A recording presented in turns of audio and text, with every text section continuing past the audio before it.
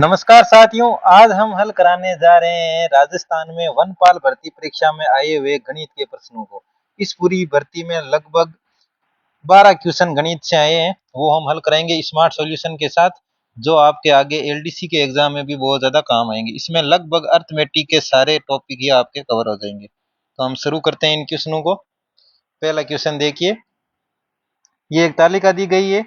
ऊपर दी गई तालिका 3 महीनों के दौरान विभिन्न उत्पादों की बिक्री को दर्शाती है। जनवरी में हुई कुल उत्पाद बिक्री की तुलना में मार्च में हुई कुल उत्पाद बिक्री में कितने प्रतिशत की वृद्धि हुई है, ये हमें निकालना है। तो सबसे पहले हम देखते हैं कि जनवरी में कुल उत्पाद बिक्री कितनी हुई है। तो जनवरी वाली लिस्ट को जोड़ो, 120 प्लस 200 320, 320 और 100 420, 420 और 80 हो गए आपके 500। ये जनवरी में कुल बिक्री हुई है, वो हुई है आपके 500। अब आपको निकालनी है मार्च में कुल उत्पाद बिक्री में कितने प्रतिशत की वृद्धि हुई, यानी मार्च में जनवरी से कितने ज्यादा है, बस यही देखना है आपको। तो यहां से देखो, जनवरी में जब 120 थे तो मार्च में था 180, यानी 60 ज्यादा। वृद्धि का मतलब जो भी ज्यादा है वो। यहाँ 200 है तो यहाँ 160, यानी 40 कम, तो माइनस का 40। यहाँ 100, यहाँ 140 तो प्लस का 40, और यहाँ 80 और यहाँ 120 तो प्लस का 40। ये देखो टोटल मिलाकर कितना ज्यादा है। तो देखो, ये माइनस का 40, ये प्लस का 40 कैंसिल, और 60 और 40 यानी 100, कुल मिला के पूरा 100 अधिक है। तो ये 100 की वृद्धि हुई है 500 पर। अब आपको वृद्धि प्रतिशत निकालनी है, तो गुणा करवा दो 100 से, बस इससे आपका आंसर आ जाएगा। 2 जीरो से 2 जीरो कैंसिल, इस 5 का भाग 100 में गया 20 बार। तो कुल आपकी जो वृद्धि हुई है वो हुई है 20%। तो इस क्वेश्चन का आंसर हो जाएगा डी। इस टाइप से देखते हैं हम अगला प्रश्न। 9 क्रमागत विषम संख्याओं का औसत, यदि उन संख्याओं में सबसे छोटी संख्या को n से दर्शाया जाता है तो वो औसत क्या होगा। देखो, कभी भी आपको क्रमागत विषम संख्या, क्रमागत सम संख्या या क्रमागत प्राकृत संख्या कुछ भी बोले, तो इन संख्याओं का जो औसत होता है वो होता है इनमें जो टोटल संख्याएं होती है उनमें से बीच वाली संख्या। देखो, विषम संख्याओं में सभी में अंतर बराबर होता है। दो क्रमागत विषम संख्याओं में अंतर बराबर होता है, तो जो बीच वाली संख्या है वो उनका औसत हो जाएगा। टोटल संख्याएं कितनी है, टोटल है 9। 9 संख्या है तो बीच वाली संख्या होगी आपके 5वें नंबर की, यानी 9 प्लस 1/2, ये हो गया 5। तो जो 5वें नंबर की संख्या होगी वो होगी आपके बीच वाली संख्या, और इन सभी संख्याओं का औसत यही संख्या होगी। तो आपको पता लगाना है कि 5वें नंबर की संख्या है कौन सी। सबसे छोटी संख्या को इसने n कहा है, तो मैं यहाँ कह देता हूँ सबसे छोटी n। तो दूसरे नंबर की संख्या विषम संख्या है तो उसमें 2 जुड़ने पर आएगी। जैसे आप देख सकते हो, कोई भी विषम संख्या, यानी पहली विषम संख्या 1 है तो उसके अगली 3, उसके अगली 5, यानी क्रमागत 2 विषम संख्याओं में आपको 2-2 जोड़ना होता है। तो इससे अगली जो विषम संख्या आएगी वो आएगी n+2, ये दूसरी। फिर तीसरी आ जाएगी, इसमें और 2 जोड़ो, n+4। चौथी आ जाएगी n+6, और पांचवी आ जाएगी n+8। और क्योंकि पूरी 9 संख्याएं हैं तो आपकी 5वीं संख्या ही उनका औसत होगा। 1 2 3 4 5, ये 5वें नंबर पर, तो इन संख्याओं का जो औसत होगा वो होगा n+8। इस टाइप से आप इन प्रश्नों को कर सकते हैं। अगला क्वेश्चन देखिए, ये अनुपात वाला, रेशियो वाला ये क्वेश्चन। इस क्वेश्चन को देखिए, इसमें ये कुछ अनुपात दिए गए हैं आपको, a अनुपात b, b अनुपात c, c अनुपात d, d अनुपात e, और अंत में आपको निकालना है a अनुपात e का मान क्या है। इसको एक बार थोड़ा सा देखो। a अनुपात b का मतलब a/b, इसका मान आपको दिया हुआ है 1/2। इसी प्रकार से आपके b अनुपात c, यानी b/c का मान दिया है 3/4।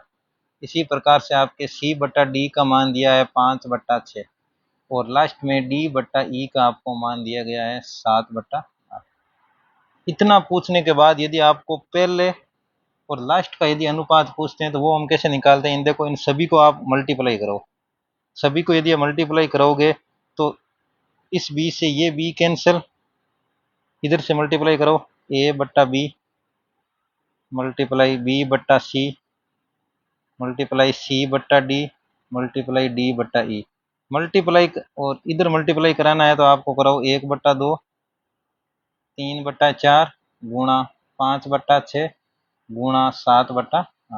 मल्टीप्लाई कराने से क्या होगा, इस b से ये b कैंसिल, इस c से ये c कैंसिल, इस d से ये d कैंसिल, और आपके पास बचेगा केवल a/e, यानी a अनुपात e। जो आपको पूछा है। तो इधर क्या होगा, जो भी ऊपर वालों में से कट रहा है उनको काट दो। देखो 3 से 6 कैंसिल 2 बार, इसके अलावा कुछ कट नहीं रहा, तो गुणा करा के देख लो। 5 गुणा 7 आ गया आपके 35, और नीचे 2 गुणा 4 8, 8 गुणा 2 16, और 16 गुणा 8 यानी 128। तो आपका जो आंसर आ जाएगा वो आ जाएगा 35/128। बस इस टाइप से इसको आपका मान निकालना है। अगला क्वेश्चन देखिए, ये ये आपका टाइम एंड वर्क का क्वेश्चन है। इसमें देखिए, इन क्वेश्चनों को करने का तरीका ये होता है, सबसे पहले आपको लिखने हैं एक साइड तो मेन आदमी कितने हैं, बीच में लिखा जाता है वर्क कितना है, और लास्ट में उस वर्क में आपको टाइम कितना लगा वो देखना है। तो इनको देखो एक बार, 16 श्रमिक, तो पहले श्रमिक कितने हैं 16, तो यहाँ आप लिखो 16। एक दिन में 6 घंटे काम करते हैं 25 दिनों में, तो कुल टाइम कितना लगा, घंटों में अपन यदि टाइम लिखते हैं तो कितना हो जाएगा, हर घंटे हर दिन में 6 घंटे काम करते हैं और टोटल 25 दिन काम करते हैं, तो यहाँ पर टाइम की जगह आ गया 25 गुणा 6, ये लिख लो। फिर ये काम क्या करते हैं, काम करते हैं दीवार बनाने का, तो यहाँ पर दीवार की लंबाई ऊंचाई और चौड़ाई दी हुई है, तो अपन को दीवार के इस आयतन के रूप में लिखना है। और दीवार क्योंकि घनाभाकार है तो इसका आयतन हो जाएगा लंबाई गुणा चौड़ाई गुणा ऊंचाई, यानी काम की जगह आपको बीच में लिखना है 150 गुणा 20 गुणा 2 सब मीटर में। ये आपका पहली सीरीज कंप्लीट होती है। अब दूसरे में देखो, इसी काम को 12 श्रमिक, अब श्रमिक कितने 12, तो नीचे लिखो श्रमिक वाली लिस्ट में 12, जो दिन में 8 घंटे काम करते हैं, दिन में एक दिन में काम करते हैं 8 घंटे, और टोटल दिन कितने वो अपन को पूछा गया, दीवार कितने दिनों में बना सकते हैं, मान लेते हैं x दिनों में बना सकते हैं, तो x गुणा 8। और दीवार का जो आयतन है, दीवार बना रहे हैं काम कर रहे हैं, वो बीच में लिखा जाएगा, यहाँ पर है आपके 800 गुणा 15 गुणा 6। ये पूरा सेटअप लिखने के बाद आपको इनको ऐसे क्रॉस मल्टीप्लाई करके बराबर करना होता है। जैसे ये पूरी लाइन 16 गुणा 800 गुणा 15 गुणा 6 गुणा 25 गुणा 6 इक्वल्स टू में आपको लिखना है इस टाइप से, इनको गुणा करा के यहाँ पर 12 गुणा 150 गुणा 20 गुणा 2 गुणा x गुणा 8। अब आपको x का मान निकालना है, ये सारे जो भी चीजें गुणा में इनको इधर नीचे भेज दो। अब जो भी इनसे कट रहा है वो देखो, 8 से आपका 16 कट रहा है 2 बार, इस 2 से ये 2 कैंसिल, फिर आपका और जो भी कट रहा है, इस 25 से ये 150 कट रहा है 6 बार, इस 6 से ये 6 कैंसिल, फिर आपके 5 से 15 कट रहा है 3 बार, और 5 से 20 कट रहा है 4 बार, इस 4 से आपके 800 कट रहा है 200 बार, फिर इस 6 से ये 12 कट रहा है 2 बार, तो इस टाइप से ये कट रहे हैं, और फिर आपके यहाँ बचा 2 और इधर कुछ नहीं है, तो इस 2 से ये 200 कट रहा है 100 बार। अब इधर कुछ नहीं बचा, सारी चीजें कैंसिल हो गई, तो इधर हम लिख लेते हैं x बराबर, यहाँ पर आपके बचे 100 और गुणा 3 यानी 300, तो x का मान कितना आ गया, x यानी दिन, कितने दिन लगेंगे 300 दिन लगेंगे। इस टाइप से आपको ये प्रश्न करना था। इसमें बस एक जगह आपको मेन वर्क और टाइम इस तरह से शेड्यूल करना है, और फिर दूसरे का भी इसी टाइप से शेड्यूल करना है, फिर इनको ऐसे क्रॉस मल्टीप्लाई करा के गुणा करके बराबर में लिखना होता है, आपका आंसर आ जाएगा। अगला क्वेश्चन देखिए, ये गोलू और बोलू की गतियों का अनुपात 4:7 है। यदि गोलू 270 मीटर से दौड़ हार जाता है तो धावन पथ यानी जो भी रेस कोर्स है उसकी लंबाई क्या होगी। इस क्वेश्चन को देखिए, पहले आप देखिए एक दूरी बराबर क्या होता है वो सूत्र देखिए, दूरी चाल और समय, यहाँ का उस टॉपिक से है ये प्रश्न। दूरी बराबर चाल गुणा समय, दूरी बराबर चाल गुणा समय, यानी मैं लिख सकता हूँ दूरी को मतलब डिस्टेंस यानी डी, चाल को मतलब स्पीड गुणा समय को मतलब टी, डी बराबर होता है एस गुणा टी। अब इसमें देखिए, यदि ये रेस मीटर से, गोलू कुछ मीटर से हारता है, इसका मतलब सीधी सीधी बात है कि इसमें एक समान समय के लिए इनको दौड़ाया गया, और रेस पथ पर जो जीत गया वो यहाँ पहुंचते ही रेस को बंद कर दी गई, तो मतलब समय दोनों के लिए समान है, एक समान समय के लिए इनको दौड़ाया गया है। तो जब समय समान है तो समय को अचर रखो, तो आपकी जो डी बराबर हो जाएगा एस, यानी जो डी समानुपाती है एस, इसका मतलब है जो उनकी चालों का अनुपात होगा वही उनकी दूरियों का अनुपात होगा बस। तो यहाँ पर देखो इनकी गतियों यानी स्पीड का जो अनुपात कितना है, स्पीड का अनुपात है 4:7।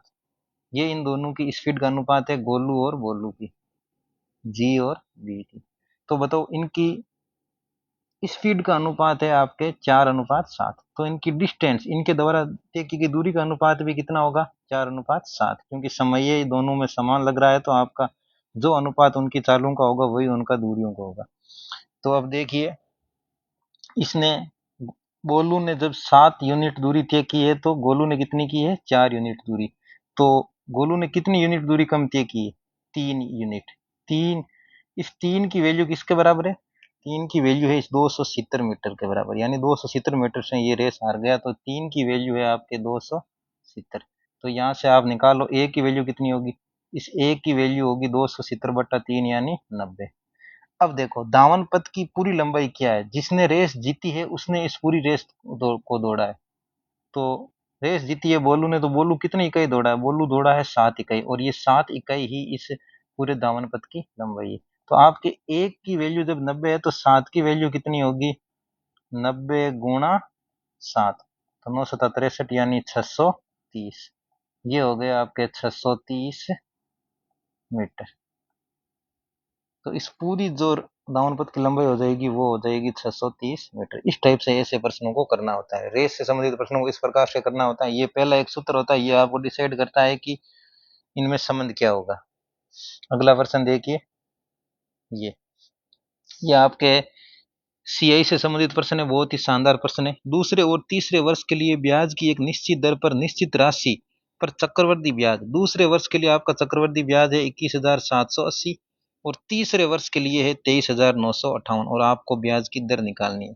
तो इस प्रश्न को करने के लिए आपको देखना है पर्टिकुलर दूसरे वर्ष के लिए ब्याज ये है, तो यदि ये ऐसा ही होता साधारण ब्याज तो तीसरे वर्ष के लिए भी ब्याज 21,780 होता, लेकिन क्योंकि ये सीए है तो इसमें ये ब्याज थोड़ा एक्स्ट्रा हुआ। ये ब्याज एक्स्ट्रा क्यों हुआ, वो इस 21,780 पर जो आपको एक साल के लिए ब्याज मिला वही है। यानी पहले तो देखो कितना एक्स्ट्रा हुआ, यानी 23,958 में से आपको घटाने हैं 21,780, इतना आपके एक्स्ट्रा हुआ है। 8, 7, 8 में 7 गया 1, 3 में से 1 गया 2, फिर यानी 2178 रुपये आपको एक्स्ट्रा है। ये किस पर, ये ब्याज है आपके 21,780 पर, एक साल का ब्याज। और वही दर होती है किसी राशि पर एक साल का ब्याज ही उसका दर होती है, तो गुणा 100 से करा लो, आपके दर प्रतिशत आ जाएगा। एक जीरो से एक जीरो कैंसिल, 2178 कैंसिल, आपका आंसर आ गया 10%। बस इसमें आपको इतना ही करना है। दूसरे वर्ष तीसरे वर्ष के ब्याज में से दूसरा वर्ष का ब्याज निकालना है, उसमें भाग देना है इस दूसरे वर्ष का, और गुणा 100 से कर लेना है, आपको प्रतिशत वृद्धि आ जाएगी। अगला क्वेश्चन देखिए, देखिए ये भी पाई चार्ट से संबंधित बहुत ही शानदार क्वेश्चन। पहले इस क्वेश्चन को देखिए आप, उपयुक्त पाई चार्ट विभिन्न समूहों में छात्रों की संख्या को दर्शाता है। छात्रों की कुल संख्या है 1200, ठीक है, और लड़कियों तथा लड़कों का अनुपात है 2:1। लड़कियों यानी गर्ल्स और बॉयज का जो आपके रेशियो है वो है 2:1। और कुल कितने हैं, कुल आपके छात्र हैं 1200। तो यहाँ कुल कितने, 2 और 1 कितना हो गया, 3 इकाई, 3 यूनिट आपके 1200 के बराबर हैं। तो आपका 1 यूनिट किसके बराबर होगा, एक एक यूनिट आपके 400 के बराबर होगा। तो फिर आपके लड़कों की जो संख्या होगी वो हो जाएगी 400 यूनिट, और गर्ल्स की संख्या इसको 2 से गुणा कराने पर यानी 800। तो लड़के हो गए 400 और लड़कियां हो गई 800। अब देखो इसने आगे क्या कहा है, इस इंफॉर्मेशन से हमने इतनी जानकारी निकालनी है। आगे वाली है कि यदि 30% लड़कियां डी में हैं। अब डी को देखो, डी कितना प्रतिशत है, पहले तो ये देखो डी है 35%। 1200 को 35% छात्र आपके डी में है, तो पहले आप डी में कुल छात्र देखो कितने, डी के कुल छात्र हैं आपके 35/100 गुणा 1200 यानी 1200 का 35%। तो यहाँ से आपके डी के कुल छात्र आ जाएंगे 35 को 12 से गुणा करोगे तो आ जाएगा 420। 420 आपके कुल छात्र हैं। और लड़कियों में से यदि 30% लड़कियां डी में से हैं, कुल लड़कियां कितनी है? कुल लड़कियां हैं 800, इनमें से 30% यानी 800 का 30%, तो 800 गुणा 30/100। ये जो लड़कियां हैं, ये लड़कियां आपके निकल गई 240। ये आपके डी के अंदर लड़कियां हैं 240। डी के अंदर लड़कियां आ गई 240, कुल छात्र हैं 420, तो फिर लड़के कितने बचे? 420 में से आप 240 निकालो और लड़के बच जाएंगे 180। 180। अब आपके पास पूछा है लड़कों और लड़कियों का अनुपात बताओ, तो लड़के तो हैं 180 और लड़कियां हैं आपके 240, इनका रेशियो निकाल लो। 0 से 0 कैंसिल, 6 का भाग 18 में 3 बार, 24 में 4 बार, अंतिम उत्तर आ गया 3:4, 3:4। तो इसका आंसर आ जाएगा ये 3:4। 3:4 इसका आंसर आ जाएगा इंग्लिश वाले में ये। अब इसका दूसरा प्रश्न देखते हैं। ऊपर दिया गया ग्राफ कंपनियों एबीसीडी के आयात और निर्यात को दर्शाता है, यानी ये जो त्रिभुज बना के दिया हुआ है वो तो आयात को दर्शा रहा है, और ये वर्ग बना के दिया हुआ है वो निर्यात को दर्शा रहा है। कंपनी ए और सी का कुल निर्यात, पहले देखिए कंपनी ए और सी का कुल निर्यात है कितना। कंपनी ए का निर्यात देखिए पहले आप, निर्यात ये रहा 10, कंपनी ए का 10, और सी का निर्यात कितना है? सी का निर्यात है 7.5, यानी 10 + 7.5 आपके आगे 17.5। ये है कंपनी और ए और सी का कुल निर्यात। कंपनी ए और सी के कुल आयात से, आयात कितना है? 7.5 प्लस इसमें कितना है? ये 5 यूनिट, तो ये हो गया आपके 12.5। आपको अनुपात निकालना है इनका, यानी 17.5 अनुपात 12.5। दोनों में एक एक संख्या छोड़ के पॉइंट है, तो इसको आप लिख सकते हो 175 अनुपात 125। अब आप भाग दे के देख लो, 25 का भाग जाएगा दोनों में, 175 में 7 बार और 125 में 5 बार, तो आपका अनुपात आ गया 7:5। इस टाइप से ये प्रश्न हो गया। ये दोनों ही बहुत शानदार प्रश्न थे। अगला प्रश्न देखिए, 8 और 98 के बीच का मध्य अनुपाती। मध्य अनुपाती निकालने का सीधा सीधा सूत्र होता है किन्हीं भी दो संख्याओं का मध्य अनुपाती, यानी मीन प्रोपोर्शनल। ये होता है आपको उन दोनों संख्याओं को गुणा करा के उनका अंडर रूट निकाल लो। 8 गुणा 98 का वर्गमूल कर दो, आपका मध्य अनुपाती आ जाएगा। वर्गमूल करने का क्या तरीका होगा, इनको पहले पूर्ण वर्ग संख्याओं के रूप में तोड़ो।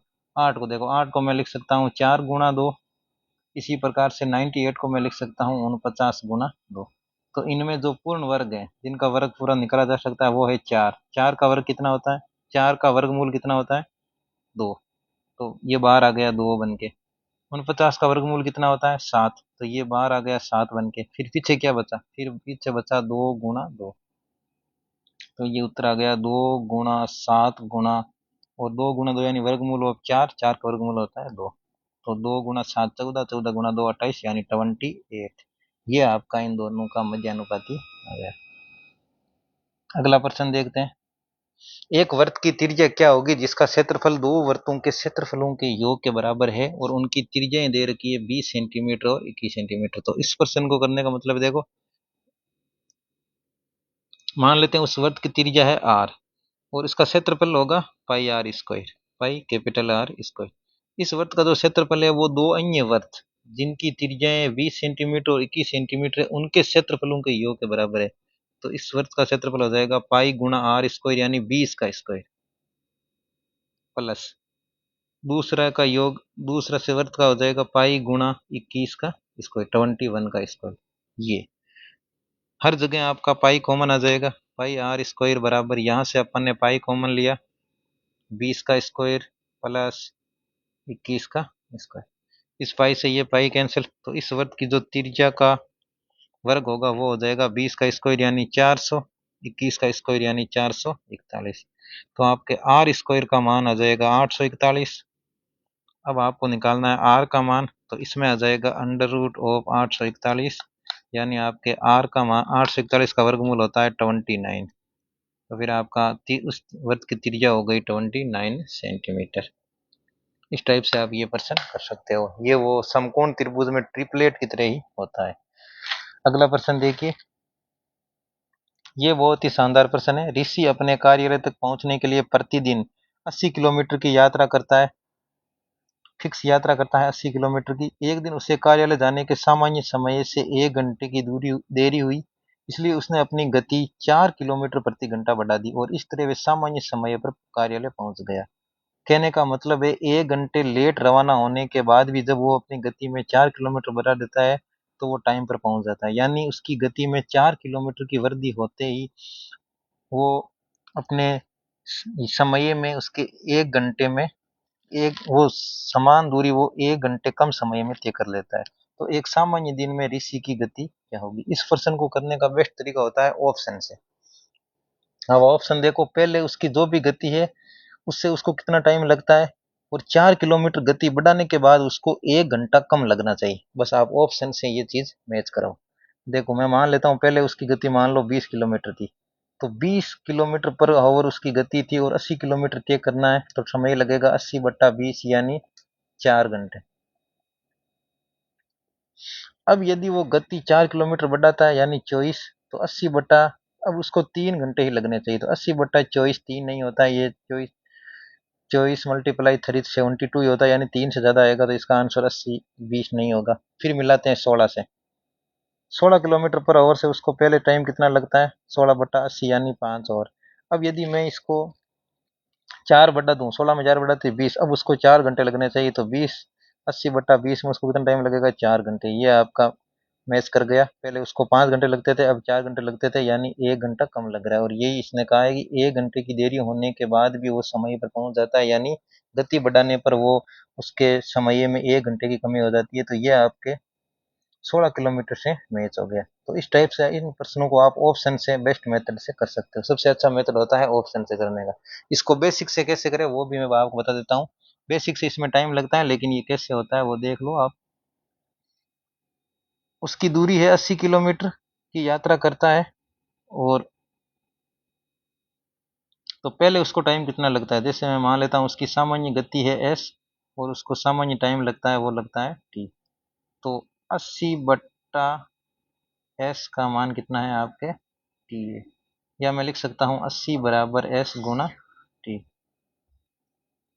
अब यदि वो 4 किलोमीटर बढ़ाता है, स्पीड करता है 4 किलोमीटर, तो s × 4, नहीं 4 बढ़ाता है, मतलब पहले s थी अब 4 बढ़ गई, तो ये हो गई s + 4 गुणा। अब उसको जो समय लगता है वो 1 घंटे देरी होने के बाद भी वो अपने समय पर पहुंच जाता है। इसका मतलब टोटल ट्रेवल यात्रा में उसको अब 1 घंटा कम लगता है, तो t - 1। ये भी आपका कितना है, ये भी आपका 80 है। तो यहाँ से आपको अब ये मान निकालने हैं, तो हल करो। 80 बराबर, इनको गुणा करो, st, s गुणा t हो जाएगा st माइनस का s प्लस का 4t और माइनस का 4। st का मान कितना है, st का आपके मान आ जाएगा 80। s गुणा t से आपका st का मान कितना आ जाएगा, 80। तो इस 80 बराबर 80 माइनस का s प्लस का 4t और माइनस का 4। तो 80 से 80 कैंसिल। अब इनको एक बार सही तरीके से सेटिस्फाई कर लो। 4t माइनस का s, 4t माइनस का s, ये माइनस का 4 इधर आते ही, तो इससे आपको ये एक समीकरण मिली। अब इस समीकरण का आपको इसमें s और t वाले में इस्तेमाल करके s का मान निकालना है, तो वो वास्तव में डिफिकल्ट होगा, लेकिन फिर भी देखते हैं अपन। इसलिए इनको ऑप्शन से करना ज़्यादा सही रहता है। देख लो, मैं s की जगह लिख, आपको s का मान निकालना है, तो मैं t की जगह लिख देता हूँ 4t बराबर 4 + s। तो आपका जो t की जगह आपको लिखना है 4 + s/4। तो 80 बराबर s गुणा t की जगह लिखना है 4 + s/4, बस ये। तो 8, ये 4 नीचे भाग में इधर जाते हैं मल्टीप्लाई में, 320 बराबर 4s प्लस का s²। अब आपको यहाँ से ये क्वाड्रेटिक हल करनी है, उसके बाद आपके ये s का मान आएगा 4s - 320 बराबर 0। इस क्वाड्रेटिक को हल करेगा, ऐसे टुकड़े करो जिनको गुणा कराने पर तो 320 आ रहा है और जोड़ने पर 4 ऐसा रहा है, तो इनका सीधा सीधा वो जो टुकड़े हैं वो हो जाएंगे आपके 20 और माइनस के 16, जिनको गुणा करवाने पर 320 आ रहा है और जोड़ने पर 4 आ रहा है। तो इसका जो उत्तर है ना वो होता है, इनको आप चेंज कर दो, माइनस का 20 और प्लस का 16, और क्योंकि स्पीड आपके माइनस में होती नहीं है तो उत्तर आ जाएगा 16 किलोमीटर। तो इससे अच्छा है इस टाइप के क्वेश्चंस को आपको ऑप्शन से करना सही रहता है। ऑप्शन से आप मात्र सेकंडों में कर सकते हो, नहीं तो आपको ऐसे द्विघात समीकरण बनाकर इनको करना होगा। अगला प्रश्न देखिए, ये लाभ हानि का बहुत ही शानदार प्रश्न देखिए। 8 वस्तुएं बेचने से एक विक्रेता को एक वस्तु का विक्रय मूल्य प्राप्त होता है, उसके लाभ प्रतिशत की गणना करो। पहले देखो, यदि यदि मुझे विक्रय मूल्य निकालना है यानी एसपी, तो विक्रय मूल्य होता है सीपी के अंदर यानी क्रय मूल्य के अंदर मैं क्या जोड़ूं, लाभ जोड़ दूं यानी प्रॉफिट। ये आपका होता है विक्रय मूल्य, ये हमें पता है। अब देखो इस टाइप के प्रश्न को कैसे करते हैं। 8 वस्तुएं बेचने से यानी 8 सी एसपी, 8 वस्तुएं बेचने का मतलब 8 एसपी बराबर है, यदि 8 वस्तुएं बेची है तो उसने 8 वस्तुएं खरीदी होगी, तो मैं लिखूंगा 8 सीपी, और उसको फायदा क्या हो रहा है, प्लस प्रॉफिट क्या हो रहा है, उसको प्रॉफिट हो रहा है एक वस्तु का विक्रय मूल्य, यानी एक एसपी का उसको प्रॉफिट हो रहा है। तो इसको मैं ऐसे लिखूंगा, 8 एसपी बराबर 8 सीपी प्लस 1 एसपी। अब सीपी का एसपी से रेशियो निकालेंगे, फिर आपका उत्तर आ जाएगा। जैसे इसको, ये एक एसपी इधर है, इधर आते हो जाएगा माइनस का, तो 7 एसपी बराबर है आपके 8 सीपी के। अब आपको एसपी बट्टा सीपी निकालना है, फिर आपका प्रॉफिट आ जाएगा। एसपी बट्टा सीपी, ये सीपी इधर आया तो ये आ गया 8/7, यानी 7 रुपए की चीज आपने 8 में बेची तो आपको फायदा कितने का हुआ, फायदा हुआ 1 का। किस पर हुआ, 7 पर, तो 1/7, ये आपका लाभ प्रतिशत है 1/7 गुणा 100, और 1/7 गुणा 100 यानी 100/7, यानी 14/2/7%। ये आपका उत्तर हो गया। इस इन प्रश्नों को इस टाइप से आपको करना है। एसपी बराबर होता है सीपी प्लस प्रॉफिट, यदि लॉस होता है तो एसपी का मान होता है सीपी माइनस जो भी आपको लॉस होता है वो आपको माइनस करना होता है, बस। इन दो तरीकों से आप इन प्रश्नों को कर सकते हो। अगला प्रश्न देखिए, ये तान्या का वेतन रीमा की तुलना में 33.33% अधिक है। तो पहले इसको आप देखो, 33.33% का मतलब क्या होता है। 33.33% का आपके भिन्न रूप होता है 1/3। ये आपको सबको याद रहना चाहिए। 33.33% मतलब इसका भिन्न रूप हो गया 1/3। तो ये कह रहा है तान्या का वेतन रीमा की तुलना में, रीमा का यदि 3 था तो तान्या का उससे 1 अधिक था, तो कितना हो गया, ये आपका रेशियो आ गया 3:4। तो अब बताओ रीमा का वेतन तान्या के वेतन से कितना कम है, कितना कम है, 1 कम है। किस पर, तान्या के वेतन से। तो इस बार तान्या के वेतन की तुलना होगी तो 1 कम है बट्टा 4, और प्रतिशत निकालना है तो गुणा 100, तो 1/4 गुणा 100 यानी आपका आंसर आ जाएगा 25%। तो कितना प्रतिशत कम है, 25%। इस टाइप के क्वेश्चन में आपको दूसरा तरीका ये होता है कि यदि ए का वेतन दूसरे के वेतन से कुछ अधिक है, तो फिर दूसरे का वेतन पहले के वेतन से जो कम होगा तो उसका जो आंसर है वो अधिक वाले से हमेशा ही कम आएगा। ये आपको ध्यान रखना है। तो यानी जो भी उत्तर होगा वो 33.33% से कम ही होगा। तो एक भी, ये 33.33 के बराबर है, ये उत्तर नहीं होगा, ये उससे अधिक है, ये भी नहीं होगा, ये उससे अधिक है, ये भी नहीं होगा। तो देखते आप बता सकते हैं इसका आंसर होगा ए। हमेशा ही जो अधिक है उससे क्या होता है, कम। यदि यहाँ पर ये ऐसे पूछ लेता 33.33% कम है तो बताओ उसका वेतन कितना उससे अधिक है, अधिक पूछता तो जो आंसर आता है वो 33.33 से अधिक आता है। यानी अधिक वाला आंसर अधिक होता है, कम वाले में कम होता है। बस ये आपको याद रखना है, और नहीं तो आप इस बेसिक अप्रोच से भी कर सकते थे। तो ये थे आपके 12 प्रश्न जो वन वन वनपाल भर्ती में आए थे। बहुत ही शानदार प्रश्न थे, और इस टाइप के प्रश्न आपके एलडीसी में भी आएंगे, और इससे आपके लगभग अर्थमेटिक का पूरा पोर्शन क्लियर हो गया।